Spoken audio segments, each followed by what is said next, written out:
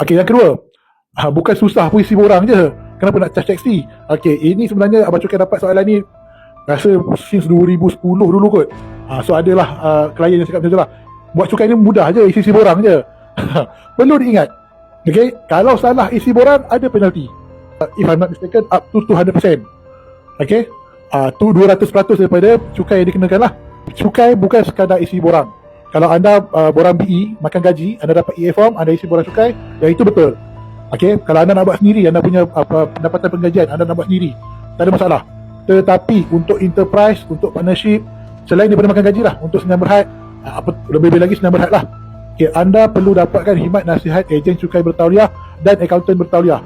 Akaunten bertauliah untuk prepare management account anda dengan betul. Ejen cukai bertauliah adalah untuk isi borang, untuk buat pengiraan cukai dan isi borang cukai.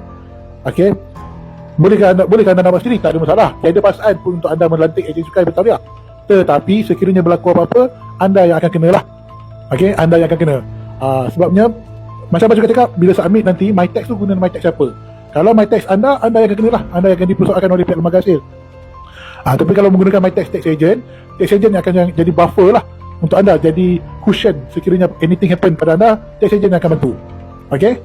Soalan ketiga, nak buat taxcom bukannya susah pun, 30 minit siap lah. Betul? Bagi orang yang mahir membuat taxcom, orang yang dah lama buat taxcom, orang yang memang bergelumang dengan tax computation, memang pada dia membuat taxcom ni simple, senang. Lebih-lebih lagi mana bagi orang yang ada software seperti Biztax ke Brastax dan sebagainya, memang nak buat taxcom tu senang. Tetapi apa yang anda nak key in tu betul ke tidak? Okey, apa semakan yang anda nak buat sebelum anda claim betul ke tidak? Okey, dalam live sebelum ni pun Abang Cukai ada selalu share kisah tentang orang repair kapal, yang kalau dia ketuk sekali terus kapal tu elok. It's not about cara dia nak buat tu, it's about di mana dia nak ketuk tu. Sama juga macam ejen cukai. Okay, it's not about berapa lama dia buat kerja tu, sekejap ke cepat ke, berapa tepatnya taxcom tu. Memang taxcom untuk simple punya tax computation 30 minit boleh siap. Tetapi adakah info dalam tu betul atau tidak?